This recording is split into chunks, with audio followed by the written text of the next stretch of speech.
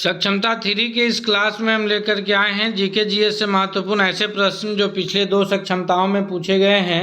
आज का यह सेट होगा जिसमें हम लोग जो है भारतीय संविधान, भूगोल, भारतीय राष्ट्रीय आंदोलन और विज्ञान से संबंधित एक एक प्रश्नों को देखेंगे। आप अंत तक बने रहिए। नोबेल पुरस्कार अल्फ्रेड नोबेल के नाम से शुरू हुआ जिन्होंने खोज की थी, यानी नोबेल पुरस्कार अल्फ्रेड नोबेल के नाम से जो मिलता है तो इन्होंने किस चीज़ की खोज की थी। तो अल्फ्रेड नोबेल के द्वारा जो खोजा गया है वह डायनामाइट, यानी डायनामाइट के आविष्कारक के रूप में अल्फ्रेड नोबेल जाने जाते हैं। ऑप्शन नंबर डी सबसे सही जवाब होगा। अगले प्रश्न की ओर बढ़ते हैं, देखते हैं अगला प्रश्न कौन सा है।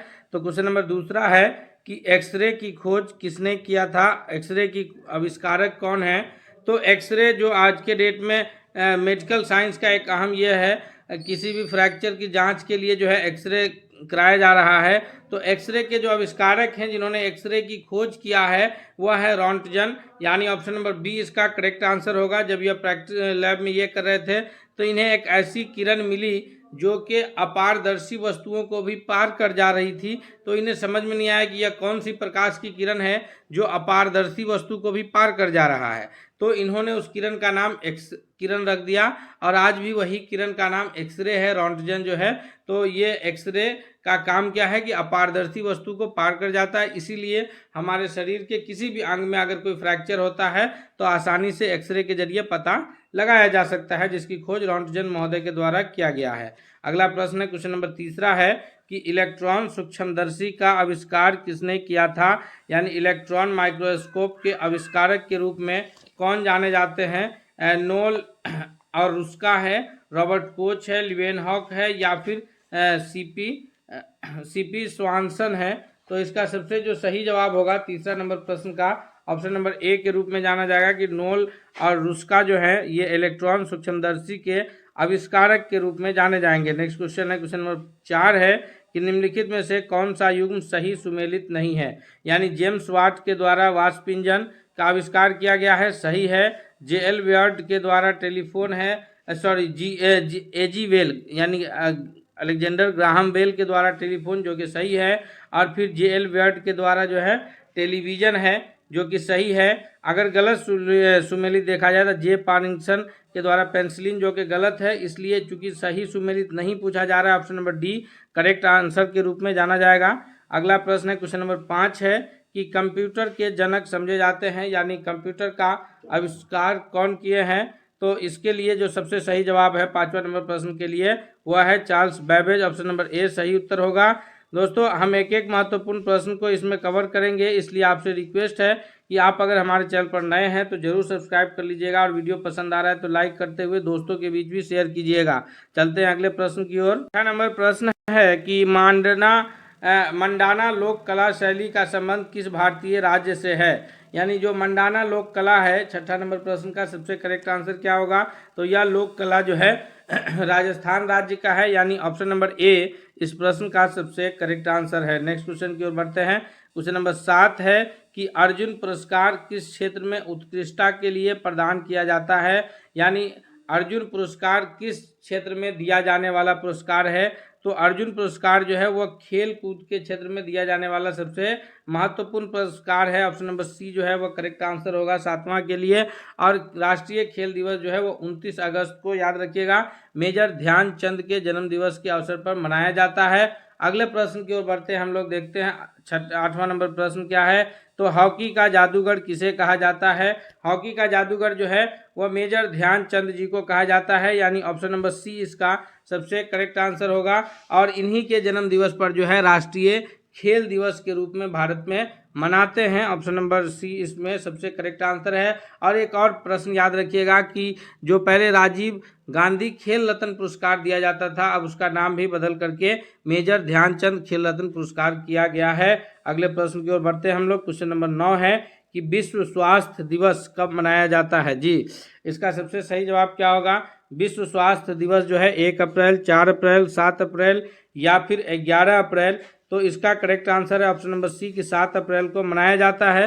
दोस्तों अगर आप इस प्रश्न का उत्तर कर पा रहे हैं तो आप भी कमेंट करके बता सकते हैं पहले, और अंत में आप जरूर बताएंगे कि इनमें से कितने प्रश्न को आप सही कर पाए हैं। क्वेश्चन नंबर 10 है कि गोल घर का निर्माण किस गवर्नर जनरल के समय में हुआ था, यानी किस गवर्नर जनरल के शासनकाल में पटना में गोल घर का निर्माण कराया गया है। वारेन हेस्टिंग्स है, या फिर लॉर्ड हार्डिंग है, कॉर्नवालिस है, या सर जॉन शॉर है। तो इसका सही उत्तर है ऑप्शन नंबर सी के लॉर्ड कॉर्नवालिस के समय में जो है पटना में गोल घर का निर्माण कार्य हुआ है। नेक्स्ट सवाल की ओर बढ़ते हैं। अगला प्रश्न है क्वेश्चन नंबर 11 है कि विश्व का पहला गणतंत्र वैशाली किसके द्वारा स्थापित किया गया था जी।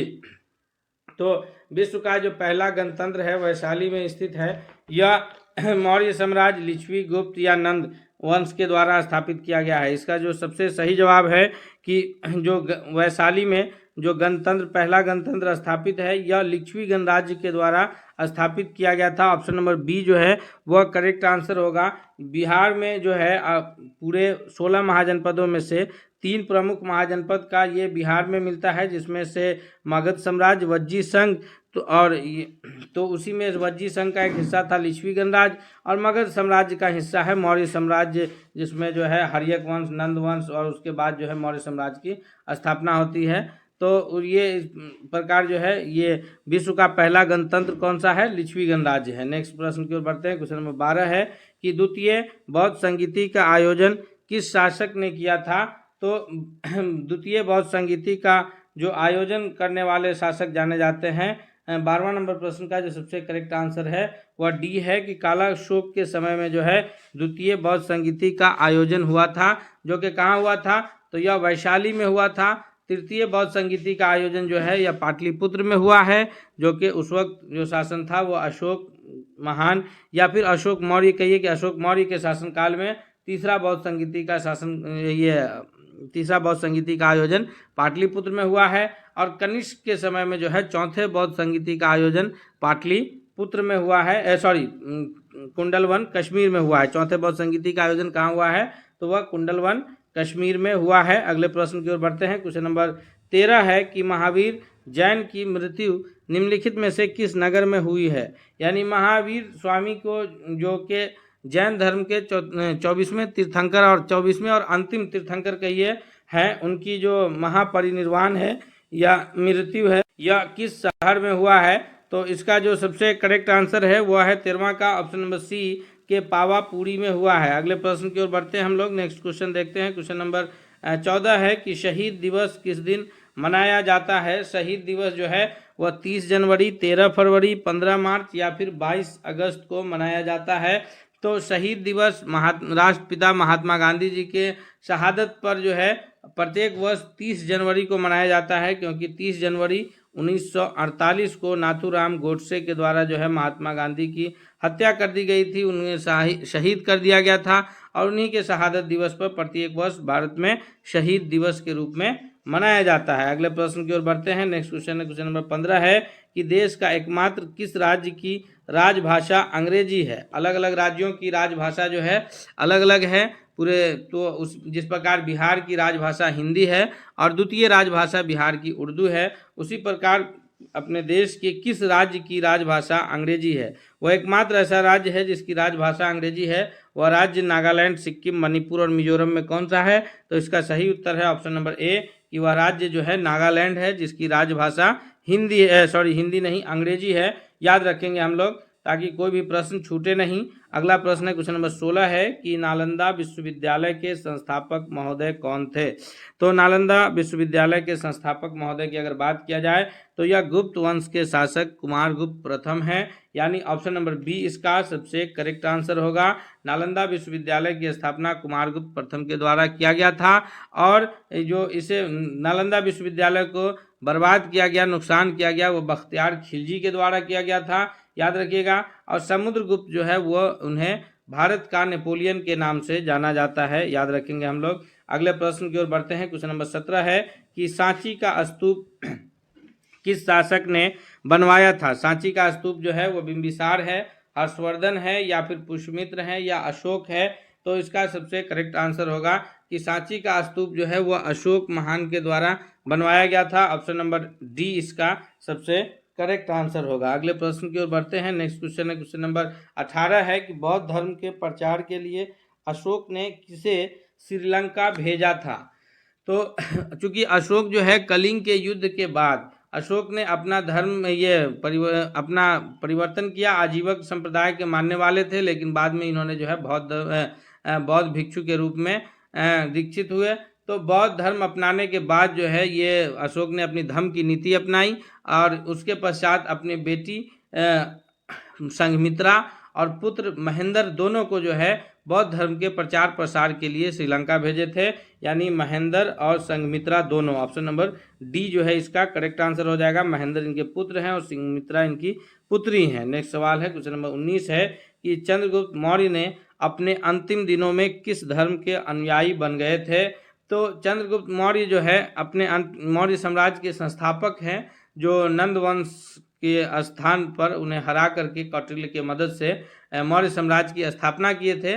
लेकिन अपने अंतिम समय में जो है वो जैन अनुयायी हो गए थे और वो जो है जैन मुनि के साथ श्रवण बेलगोला जो कि कर्नाटक राज्य में स्थित है वहाँ चले गए थे। यानी अपने अंतिम दिनों में वो जो चंद्रगुप्त मौर्य जो है वह जैन धर्म के अनुयायी हो गए थे। 19वां का ऑप्शन नंबर ए सबसे सही जवाब है। नेक्स्ट सवाल है, क्वेश्चन नंबर 20 है कि निम्नलिखित में कौन प्रार्थना समाज से संबंधित नहीं है? यानी प्रार्थना समाज से संबंधित नहीं है। महादेव गोविंद रनाडे जी हैं, या जिन्हें याद रखिएगा महादेव गोविंद रनाडे जी को जो है ये महाराष्ट्र का सुकरात भी कहा जाता है, याद रखेंगे हम लोग। उसके अगला कुछ है कि ज्योतिबा फूले हैं, या एनजी चंदावरकर है, या फिर आरजी भंडाकर है।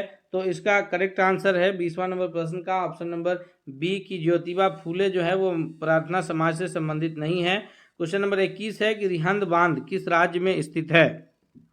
तो रिहंद बांध जो है यह अपने पड़ोसी बिहार के पड़ोसी राज्य उत्तर प्रदेश में स्थित है, अर्थात ऑप्शन नंबर बी जो है इसका सबसे करेक्ट आंसर है 21वां नंबर प्रश्न का। नेक्स्ट क्वेश्चन की ओर बढ़ते हैं। क्वेश्चन नंबर 22 है कि निम्नलिखित में से जनता के द्वारा प्रत्यक्ष रूप से निर्वाचित सदन कौन सा है? तो अगर हम लोग इस सदन की बात करें कि जो जनता के द्वारा जहां प्रतिनिधि प्रत्यक्ष रूप से चुन करके आते हैं तो वह सदन है लोकसभा, जिसमें जनता के द्वारा प्रत्यक्ष रूप से चुने हुए प्रतिनिधि आते हैं। लोकसभा का कार्यकाल 5 वर्ष का होता है।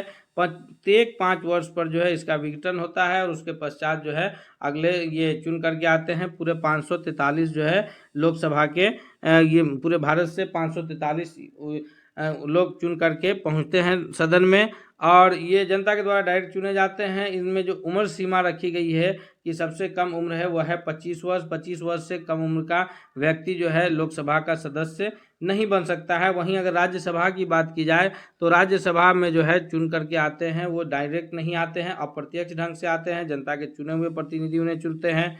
नेक्स्ट सवाल है, क्वेश्चन नंबर 23 है कि भारतीय संविधान के किस अनुच्छेद में लोकसभा के गठन के संबंध में प्रावधान किया गया है? 23वां नंबर प्रश्न का जो सबसे सही उत्तर है वह है ऑप्शन नंबर सी के अनुच्छेद 81 में भी है और अनुच्छेद 331 में भी है। यानी इस दोनों अनुच्छेद में जो है वह लोकसभा के गठन से संबंध में प्रावधान है। अगला प्रश्न है, क्वेश्चन नंबर 31 है कि 31वें संविधान संशोधन अधिनियम के द्वारा लोकसभा की अधिकतम सदस्यों की संख्या कितनी निर्धारित की गई है? जी, 31वां जो संविधान संशोधन अधिनियम है उसके तहत लोकसभा में मैक्सिमम जो सदस्यों की संख्या है वो 545 है। हालांकि अधिकतम सदस्यों की संख्या 552 हो सकती है, लेकिन निर्वाचित होने वालों की संख्या 545 है और उसमें से 543 जो है वो जनता के द्वारा डायरेक्ट चुन करके आते हैं और जनता उन्हें वोट करके हर 18 वर्ष से अधिक उम्र के भारतीय नागरिक जो है उन्हें वोट करने का अधिकार प्राप्त है और वो चुन करके अपने प्रतिनिधि के रूप में 543 को अलग अलग राज्य और केंद्र शासित प्रदेशों से भेजते हैं। 2 सदस्य को जो है राष्ट्रपति महोदय के द्वारा एंग्लो इंडियन समुदाय के मनोनीत किए जाते थे, लेकिन अब उन्हें जो है 104वें संविधान संशोधन के द्वारा जो बात अनुच्छेद 331 में वर्णित था कि 2 एंग्लो इंडियन समुदाय के सदस्य को राष्ट्रपति मनोनीत करेंगे, उसे 104वां संविधान संशोधन के द्वारा शून्य कर दिया गया है। यानी अब राष्ट्रपति जो है वो 2 सदस्यों को मनोनीत नहीं करते हैं। याद रखेंगे, पहले करते थे 543 प्लस 2 एंग्लो इंडियन समुदाय के लोग होते थे, लेकिन अब जो है जो 2020 में 104वें संविधान संशोधन के द्वारा उसे शून्य कर दिया गया है। नेक्स्ट प्रश्न की ओर बढ़ते हैं। क्वेश्चन नंबर अगला 25 है, देखते हैं 25वां नंबर प्रश्न 25वां नंबर प्रश्न है कि वर्तमान लोकसभा में प्रत्येक राज्य के लिए स्थानों का आवंटन कब किस आधार पर किया गया है। तो अभी जो वर्तमान लोकसभा में सीटों का ये है आवंटन है वह 1971 के जनगणना के आधार पर किया गया है और यह जो आवंटन रहना है यह 2026 तक रहना है, यानी 2026 के पश्चात जो है फिर से नए तरीके से आवंटन होगा। हालांकि उसके लिए प्रस्तावित है, जैसे बिहार में अभी अगर वर्तमान में लोकसभा के सदस्यों की संख्या देखी जाए तो यह 40 है, लेकिन प्रस्तावित के रूप में 61 है। तो ये 2026 के बाद प्रभावी होगा। 2024 का लोकसभा चुनाव जो है वह 1971 के जनगणना के आधार पर आवंटित जो है सीटों के आधार पर ही हो रहा है। Option number C correct answer होगा और ये 2026 के पश्चात इसमें जो है ये संशोधन होगा और जनसंख्या के आधार पर सीटों का बंटवारा होगा और सीटों की संख्या में बढ़ोतरी होगी, यानी चूंकि जनसंख्या में वृद्धि हुई है इसलिए सीटों की संख्या में भी वृद्धि होगी। अगले प्रश्न की ओर बढ़ते हैं। क्वेश्चन नंबर 26 है कि लोकसभा के लिए प्रथम आम चुनाव किस वर्ष हुआ था। तो लोकसभा के लिए जो प्रथम सबसे पहले बार आम चुनाव हुआ है वह हम सभी जानते हैं कि 1947 में देश आज़ाद हुआ, 1950 में हमारा संविधान लागू हुआ, उसके पश्चात अंतरिम सरकार का जो गठन हुआ था उसी के आधार पर सरकारें चल रही थी, लेकिन 1952 में प्रथम बार पहली बार जो है वो लोकसभा के लिए आम चुनाव हुआ। ऑप्शन नंबर सी इसका सबसे करेक्ट आंसर के रूप में उत्तर जाना जाएगा। नेक्स्ट क्वेश्चन है कि लोकसभा चुनाव लड़ने के लिए इच्छुक व्यक्ति की न्यूनतम आयु क्या होनी चाहिए। तो हम अभी पीछे इस प्रश्न पर चर्चा किए हैं कि जो व्यक्ति लोकसभा का चुनाव लड़ने की इच्छा रखते हैं उनकी आयु कम से कम 25 वर्ष होना चाहिए। हालांकि मतदान करने के लिए आयु सीमा जो निर्धारित है वो 18 वर्ष है, लेकिन जो व्यक्ति लोकसभा के सदस्य के लिए निर्वाचित होना चाहते हैं तो वो 25 वर्ष के होंगे। राज्यसभा के लिए जो न्यूनतम उम्र सीमा है वो 30 वर्ष है और राष्ट्रपति बनने के लिए जो न्यूनतम उम्र सीमा है वो 35 वर्ष है, यानी 35 वर्ष से कम उम्र का कोई भारतीय नागरिक भारत के राष्ट्रपति बनने की उम्र सीमा के लायक वो नहीं रहता है। अगले प्रश्न की ओर बढ़ते हैं। क्वेश्चन नंबर 28 है कि बिहार में लोकसभा के लिए कुल सीटों की संख्या कितनी है। तो ये तो 40 है, हम सभी जानते हैं। Option number A correct answer हो जाएगा। लोकसभा का 40 है, राज्यसभा का 16 है, याद रखिएगा। विधानसभा का 243 है और विधान परिषद के सीटों की संख्या 75 है। तो चूंकि यहाँ बिहार की जो विधानमंडल है वो द्विसदनात्मक है, यानी यहाँ का निचला सदन विधानसभा है जो 243 सदस्यों की संख्या है और ऊपरी सदन विधान परिषद है जहाँ सदस्यों की संख्या 75 है। अगला प्रश्न है क्वेश्चन नंबर 29 है कि दिल्ली में स्थित शांति वन में किनका समाधि स्थित है। शांति वन में जो समाधि स्थित है वह है ऑप्शन नंबर बी, यानी पंडित जवाहरलाल नेहरू जी का है। ऑप्शन भारत के प्रथम प्रधानमंत्री के रूप में जाने जाते हैं। अगला प्रश्न की ओर बढ़ते हैं। क्वेश्चन नंबर 30 है कि अजंता की गुफा कहाँ स्थित है। किस राज्य में जो है अजंता की गुफा स्थित है। उड़ीसा, मध्य प्रदेश, महाराष्ट्र या फिर केरल। तो इसका सही उत्तर है ऑप्शन नंबर सी कि यह जो है महाराष्ट्र राज्य में स्थित है। दोस्तों ये सभी महत्वपूर्ण प्रश्न जो है आपकी परीक्षा की दृष्टि से बहुत लाभकारी है, इसलिए आपसे रिक्वेस्ट भी है कि यदि आप हमारे चैनल पर अब तक नए हैं तो जरूर सब्सक्राइब कर लीजिएगा और वीडियो पसंद आ रहा है तो इसे लाइक करते हुए दोस्तों के बीच शेयर करना नहीं भूलिएगा। क्वेश्चन नंबर 31 है कि पतंजलि का संबंध किससे है। पतंजलि का जो संबंध है तो ये इसका संबंध योग दर्शन से है। ऑप्शन नंबर डी इसका सबसे करेक्ट आंसर है, याद रखेंगे हम लोग। और अगले प्रश्न की ओर बढ़ते हैं। नेक्स्ट क्वेश्चन कौन सा है। क्वेश्चन नंबर 32 है कि गौतम बुद्ध का वास्तविक नाम क्या है। गौतम बुद्ध के नाम से प्रसिद्ध जो है बौद्ध धर्म के संस्थापक गौतम बुद्ध, जिनका जन्म जो है लुम्बिनी वन में हुआ था और इन्होंने अपना पहला उपदेश जो है वो सारनाथ में दिया है। इनका जो वास्तविक नाम है वो सिद्धार्थ है। ऑप्शन नंबर बी 32वां नंबर प्रश्न का सबसे सही उत्तर है कि सिद्धार्थ जो है उनके बचपन का वास्तविक नाम है। नेक्स्ट सवाल है क्वेश्चन नंबर 33 है कि किसने कहा था कि दिल्ली अभी दूर है। तो ये जो है ये दिल्ली सल्तनत के सुल्तान जो तुगलक वंश के शासक थे उन्हें हजरत निजामुद्दीन औलिया के द्वारा कहा गया था कि दिल्ली अभी दूर है।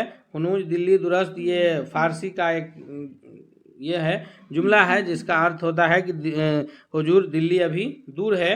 यह हजरत निजामुद्दीन औलिया के द्वारा कहा गया था, यानी ऑप्शन नंबर ए जो है वह सबसे सही उत्तर है। नेक्स्ट सवाल की ओर बढ़ते हैं। क्वेश्चन नंबर 34 है कि इनमें से कौन सा एक मिश्र धातु है। मिश्र धातु किसे कहते हैं, ये हम लोग ध्यान में रखें कि जब दो या दो से अधिक धातु को एक साथ मिला करके एक नया पदार्थ बनाया जाता है तो वह मिश्र धातु कहलाता है। वैसे धातु अधातु तो हम सभी जानते हैं कि जैसे लोहा है, एल्युमिनियम है, तांबा है, ये सभी धातु के श्रेणी में आते हैं जो उष्मा तथा विद्युत के सुचालक होते हैं और इन्हें पीट करके जो है पतला चादर बनाया जा सकता है, खींच के पतला तार बनाया जा सकता है। उसी प्रकार जब दो धातु को एक साथ मिला करके एक नया सामान बनाया जाता है उसे मिश्र धातु कहा जाता है। तो इसमें जस्ता जिंक जो है ये धातु है, एल्युमिनियम धातु है, लेकिन स्टील की अगर बात किया जाए तो यह क्या है, मिश्र धातु है, यानी दो या अधिक धातु के मिलकर बने हैं।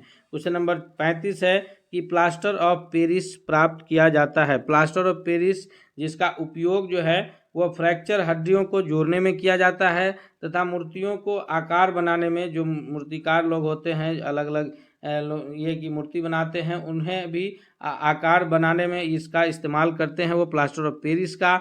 और जो प्लास्टर चढ़ाया जाता है टूटे हुए हड्डियों को फ्रैक्चर के दौरान तो उसमें भी यही प्लास्टर ऑफ पेरिस का इस्तेमाल किया जाता है।